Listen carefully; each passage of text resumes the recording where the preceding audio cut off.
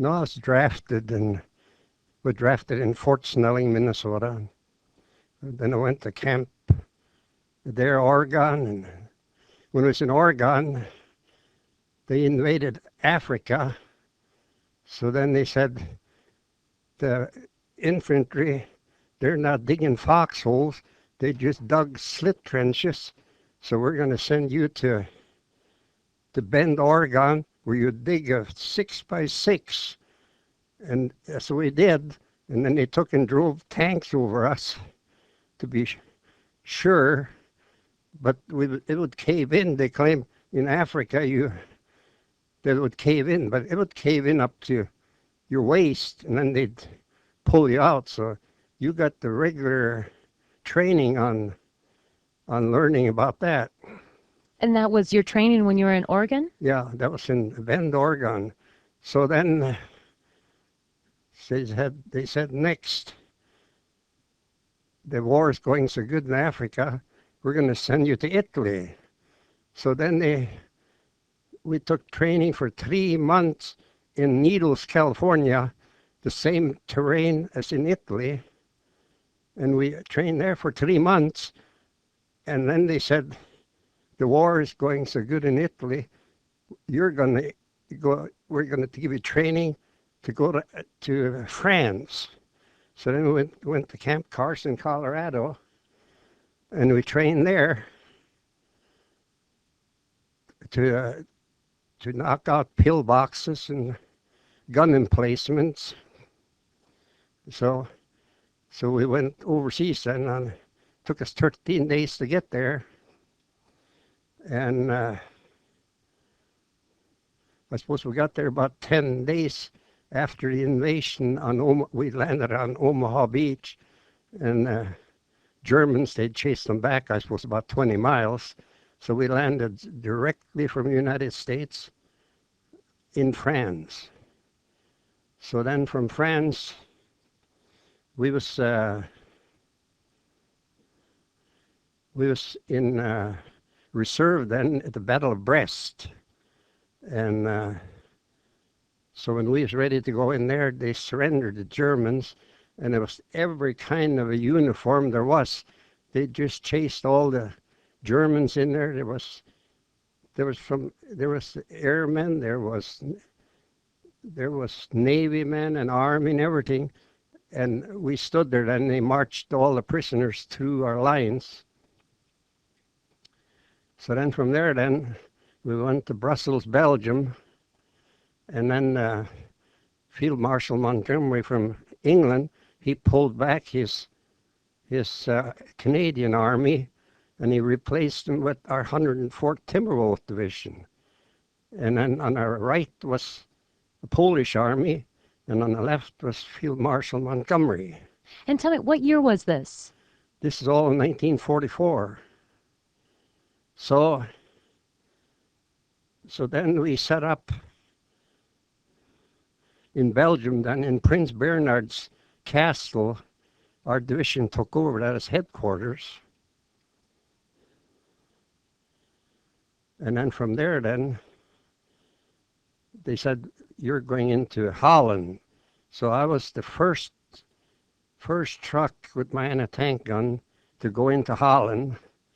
And we hit the big tree that the Germans, we couldn't get through it across the road. So we called back for the engineers, and the engineers, they came and pulled the tree back, and the flare went up, and then the artillery went up and down the road. And our colonel says, after this slacked up a little, he said, we better try and see. We'll send one truck, they said, up to see if the Germans are still taking care of that road. And everybody, all the rest, our company commander, I got letters showing, he said, we all told our lieutenant, our battalion commander, you're nuts or you're either crazy. You can't send nobody to that artillery. But he got his way, and he sent us up, and artillery laid down right ahead of our truck. We stopped, and we took down went in the ditch, and then it got quiet. We jumped on again, and then we just got the trucks going a little ways, and they hit us again with artillery fire. So we stopped again, and then the third time we took off, we got away from them, and then we got around below the hill, and then the German machine guns sprayed our truck from one end to the others. And my sergeant and my first gunner and I, we crept around behind the machine gun, and we kept on till early morning, and then finally we went through the German lines, and they captured us. And I got a buddy from Edmonton, Washington, and he said he's in the next truck from me, and he says, we backed up and they sent you forward. He said we watched artillery. We were sure you would be killed, they said. So they had no hopes for us. How many soldiers were captured at that time with you? It was just one squad. What went through your mind when you were captured? Were you scared that you would be killed? Yeah.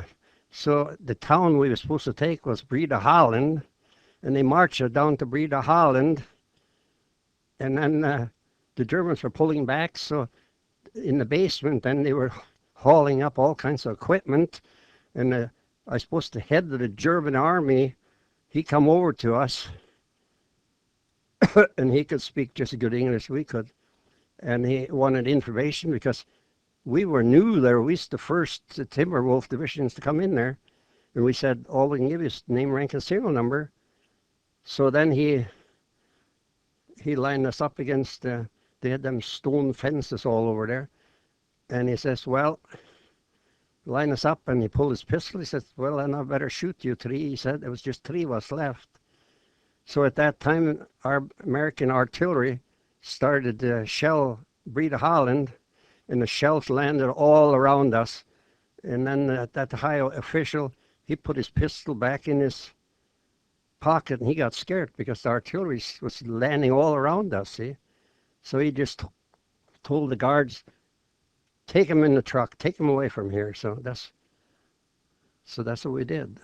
How long were you held captive then? That was for 6 months. Yeah. Tell me about what it was like when you were being held. Where were you, or did you stay in one spot for that same 6 No. months?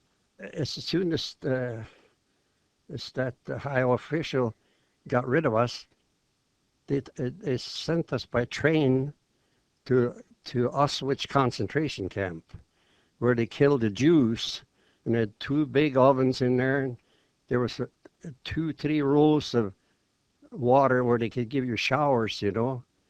And the Germans laughed and they said, you Americans, we're not going to kill you. We're just going to give you a shower and delouse your clothes, and then we're going to send you on your way.